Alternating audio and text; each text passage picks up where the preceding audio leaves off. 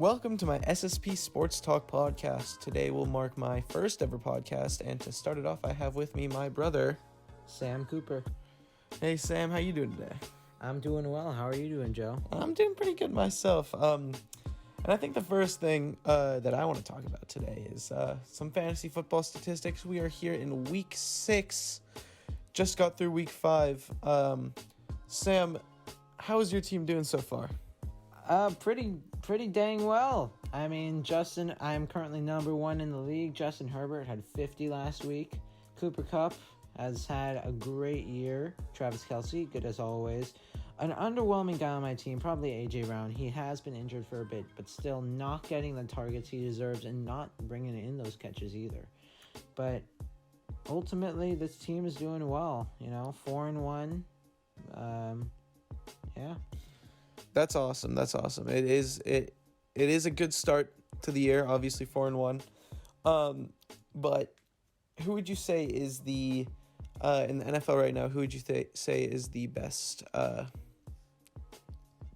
fantasy player? As of now, quarterback wise, Tom Brady. That's a no-brainer because he scored like 5 touchdowns last week or something. Here, let me check it out. He scored a total of 5 touchdowns last week. 5 touchdowns in week 2 and 4 touchdowns in week 1. So you can tell that he's just tearing apart these bad defenses. Now, non-quarterback, I gotta say Derrick Henry. I mean, you just can't stop this man. He's averaging 26.9 points a week, getting carries all over the field, and doing something with those carries too, averaging almost 5 yards a carry this season, as well as scoring boatloads of touchdowns. Yeah, I totally agree with those two players. They're both turning it up right now, but do you think they can keep it up for the rest of the season? Who is your favorite for the best fantasy quarterback, running back, wide receiver, tight end? Who are your favorites for the top scorers this year in fantasy football? For quarterback, I gotta go with this guy, Josh Allen. He's done so well over the past couple of weeks. A slow start, but against Washington he had 45, Kansas City 42, and 24 against Houston as well. So this guy, he can run it, he can pass, he can do it all. At running back, I gotta say, I think Derrick Henry is going to keep it up, and he's going to take that rushing title again, having over 2,000 yards. Currently, he's averaging 26.9, as I said earlier, and you just don't stop this man. He is a freight train. Now, a guy who could come in a close second, who is actually second right now, is Austin Eckler, just because of how many passes he catches, and he has not been injured yet this season. So that injuries do play a big part in that, and his effects on the field, of course. So, at wide receiver, Cooper Kupp is currently number 1. As much as I would like to say it, since he's on my team, I don't think he's going to finish number 1. I think it's going to be Tyreek Hill, just because he's Mahomes' number 1 target at wide receiver, at least. And although he has been a bit inconsistent, scoring 47 and 37, but some weeks he scored 5.9, 9.7, 14.8. Even though he's been inconsistent, he's still one of the best receivers in the league and so fast. That run after the catch is insane. At tight end, I gotta go with my player, Travis Kelce, because he's Travis Kelce. It's that simple. And those are all the major positions. Well, I think the position that is most up for debate here is obviously the wide receiver position.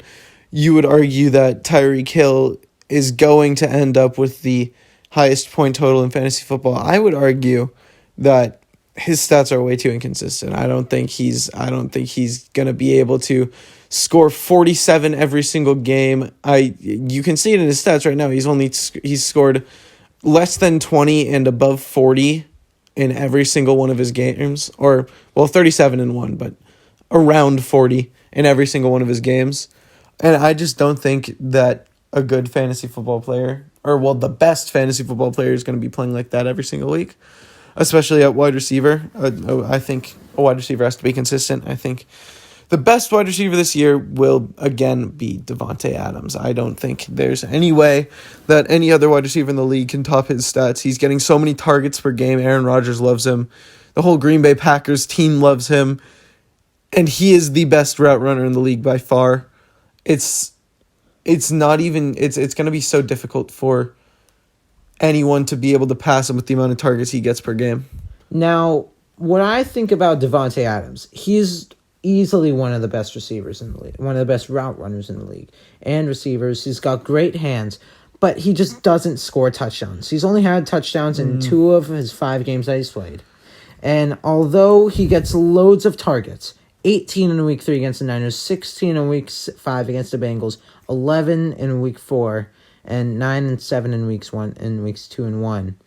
He still isn't getting that many red zone targets, it seems, because he only has 2 total receiving touchdowns, and touchdowns are very important because of how many points they are.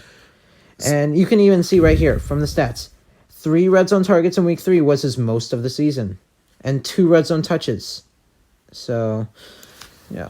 I don't know if I can agree with you on that either, because, I mean, if you look at his 2020 stats, he was catching at least a touchdown a game, and sometimes he was averaging over a touchdown a game. So I don't think you can make the argument that he's not going to get red zone touches, because he is going to get red zone touches.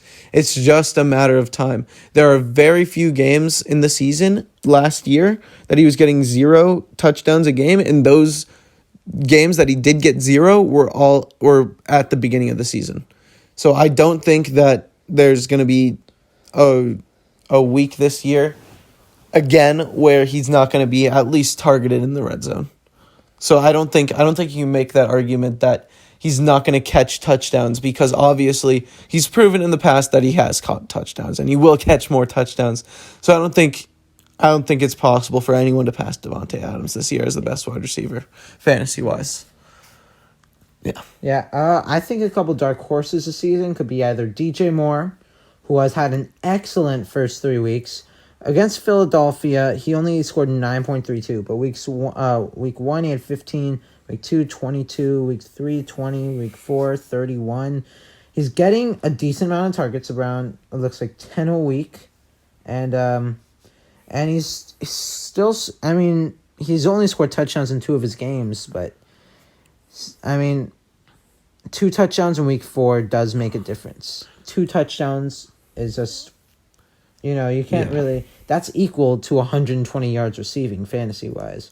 So, and he doesn't seem to be getting too many red zone targets or touches. But that, as you said about Devontae Adams, that could change. See, I don't know. I think DJ Moore is a peculiar case here, because he started the season off well. He started the season off playing really well for the Panthers. But I think that his connection with Sam Darnold might be a little bit it'll be a little bit over exaggerated week 1, because weeks 1 through 5, because I think that Robbie Anderson will continue to have an increased volume of passes caught, and I think that the Panther offense will definitely go back to normal once Christian McCaffrey comes back this year, who I also think could rival Derrick Henry for the number 1 spot this year.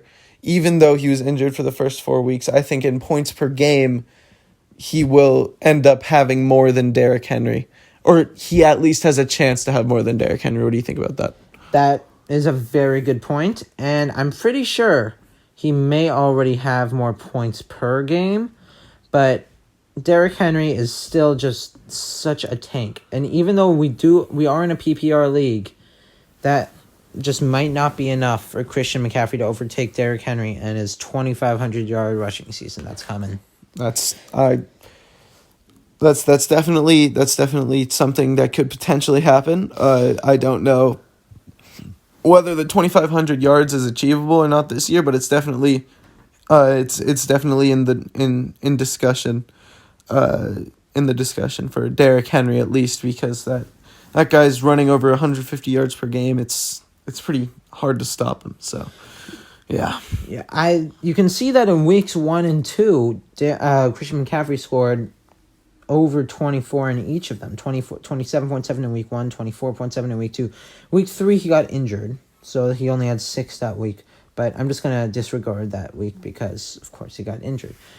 I think that you can see he's already... First of all, the rushing attempts are really high for a receiving back like Christian McCaffrey. 21 in week 1, 24 in week 2. His average is not great. It looks to be about 3 yards per carry in week 2 because that was 24 carries for 72 yards. But week 1 it was better. 21 carries for 98 yards. Still under 5. So for him to beat a guy like Derrick Henry out with this number of carries, he probably only needs 4. But yeah, and then it just like his receiving yards though. 9 receptions week 1, 5 receptions week 2, 89 receiving yards week 1, 65 week 2. That is just a difference maker. Yeah, I mean that's why he's just so good in fantasy, because even if he's not scoring a touchdown like he did in week 1, he's scoring so many points off of receiving and getting so many targets out of the backfield. It's just it's so difficult to find someone better than him at the running back position because of the amount of usage he has in the offense. So I think this fantasy football season is going to be it's going to be super interesting. Obviously a lot of teams last week put up a ton of points. A ton of players had a ton of points, and I think it's only going to get better from there with players coming off of injury, just like Christian McCaffrey. But I want to switch gears here, and I want to talk about the current baseball postseason going on right now. I saw that the Atlanta Braves just made it out of the NLDS rather.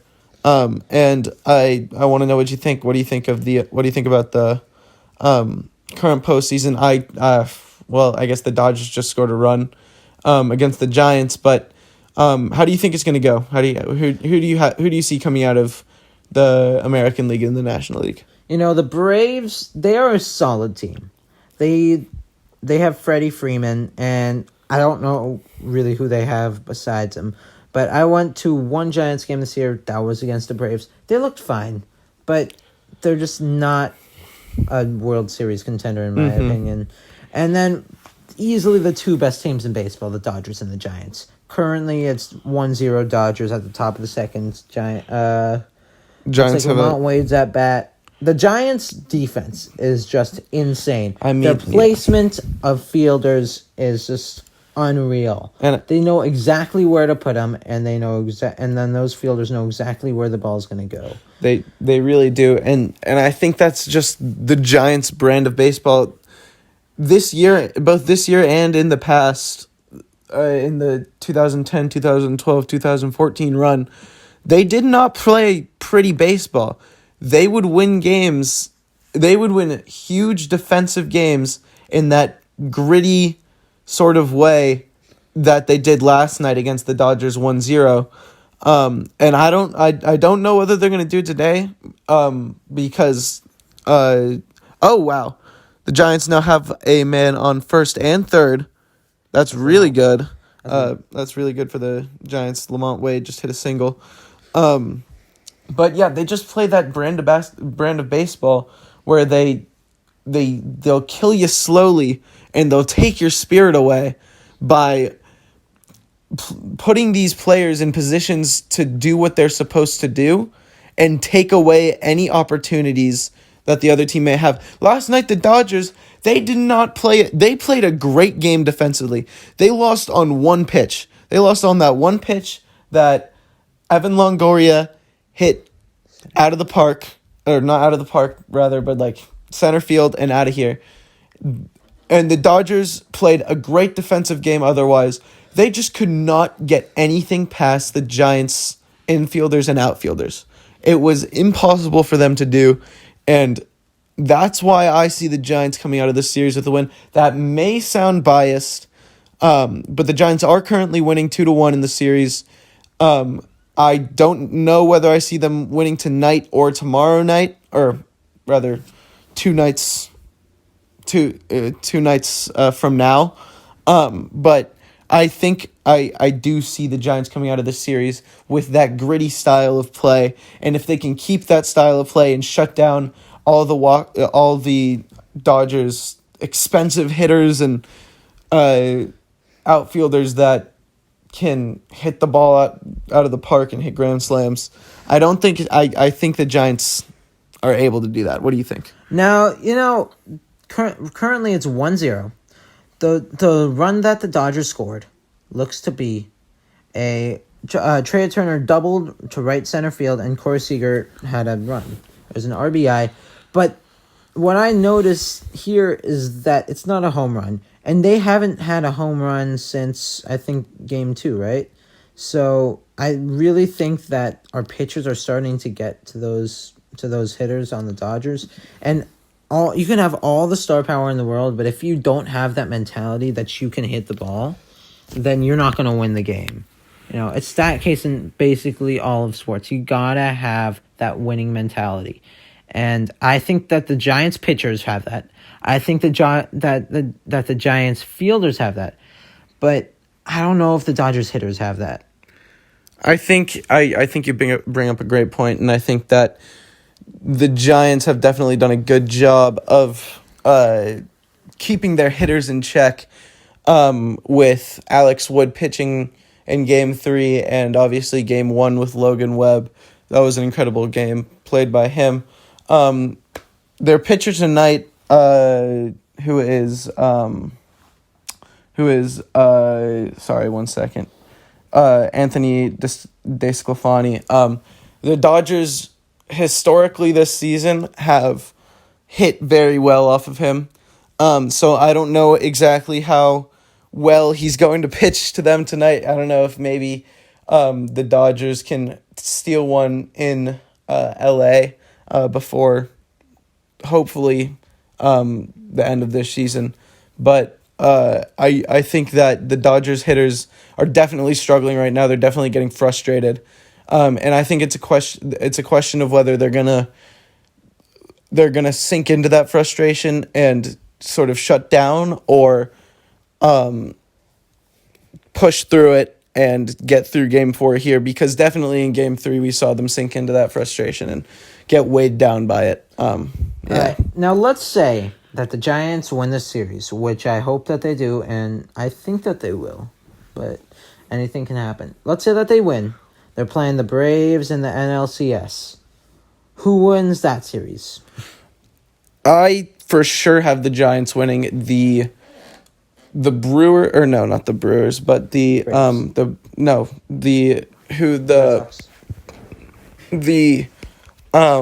Braves were playing against in the first round. They were playing against Milwaukee, and Milwaukee was a favorite to come out of the National League playoffs, and they got out in the first round. I don't see the Atlanta Braves doing that again to the San Francisco Giants or the LA Dodgers for that matter. I think both of those teams can easily take the Atlanta Braves in a 7-game series if it comes to that. But I do think that it makes the postseason a lot more interesting, obviously, when an underdog wins. And I'm as a Giants fan, I'm definitely happy to see the Braves coming out of that series. And it looks like the Giants lines out second. The Giants right fielder Mike Yastrzemski lines out to second base. And that'll be the end of the second inning with a man on first and third. And I think this game could go either way. I think with the pitching of Sclafani, I think it's going to be tough for the Giants to pull it out, but we'll see. We'll obviously see how it goes. It's very early in the game to tell, so I don't know how it's really going to go right now. But I think really quickly, I want to talk about another San Francisco sport. I want to talk about the San Francisco 49ers really quick with you. Trey Lance out for a week. Jimmy Garoppolo looks like he's going to start this coming week after the bye week this week, obviously. George Kittle out for a couple more weeks. where are should the Niners be playoff contenders this year or not?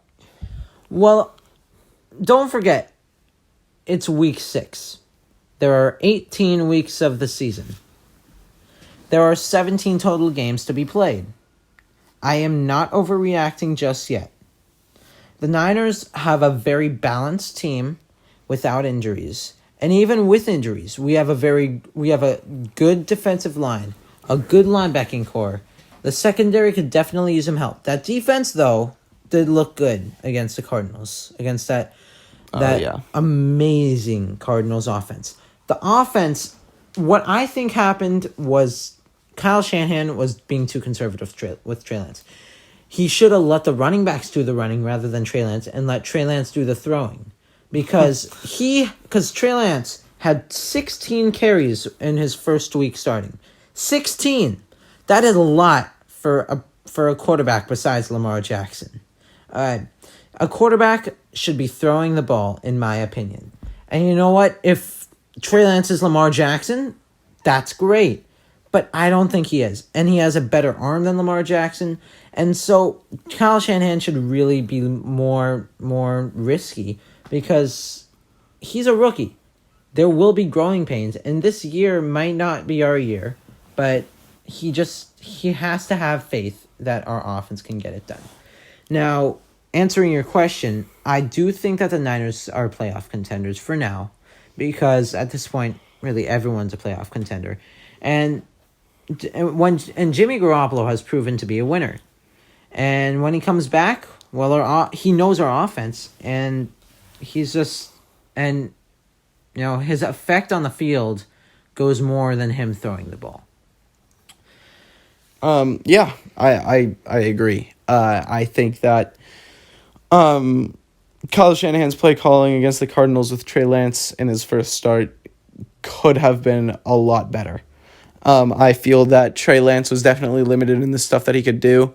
Obviously, Shanahan was trying to test out how Trey Lance was going to play, but I feel like in a week where your rookie is starting for the first time and you're trying to figure out what you want to do with him on the field, you need to be calling different plays rather than QB runs on third down and long. I think that you need to be throwing the ball. I think you need to be dynamic play calling as if your starting quarterback was playing. I don't think you should be limiting your plays.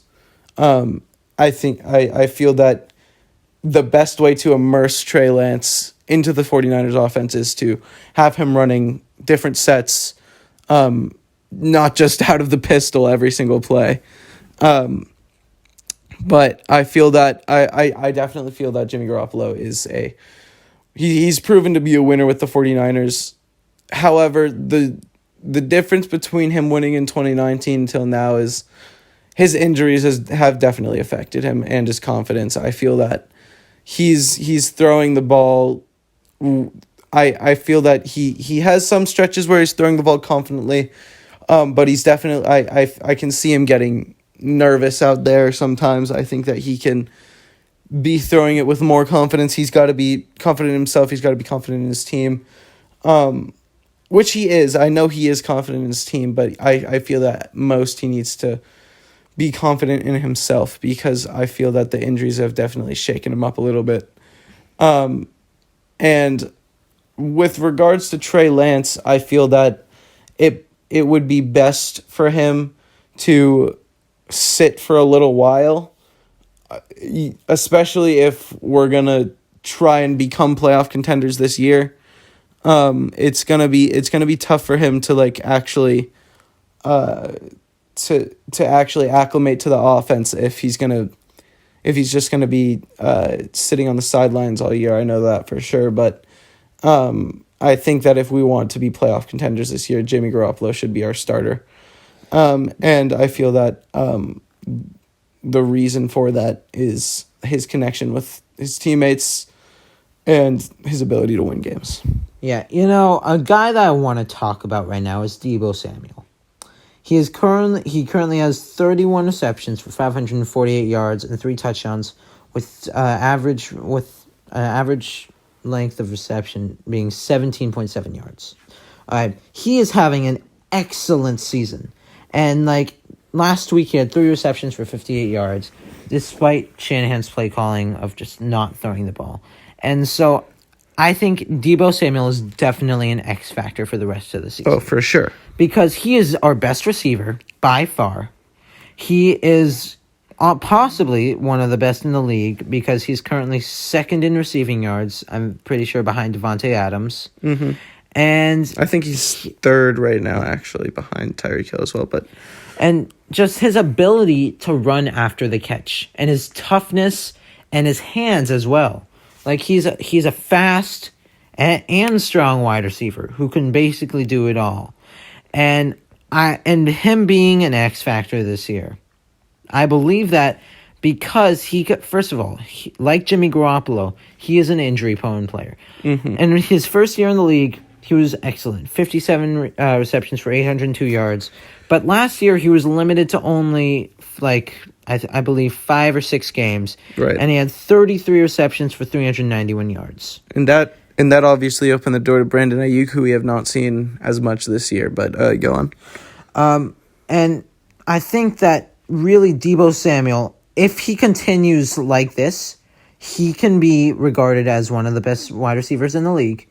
And he will open the field up for both our other wide receivers, George Kittle, and our running backs to get, and he'll open up that box for our running backs to get open lanes. Yeah, no, I think out of all the, I believe I heard Chris Collinsworth say this, but out of all the people in the league, you want to be you're the guy you lean on, your safety blanket. You want it to be Deebo Samuel. He's the guy that you want on offense, getting open for your quarterback every single time.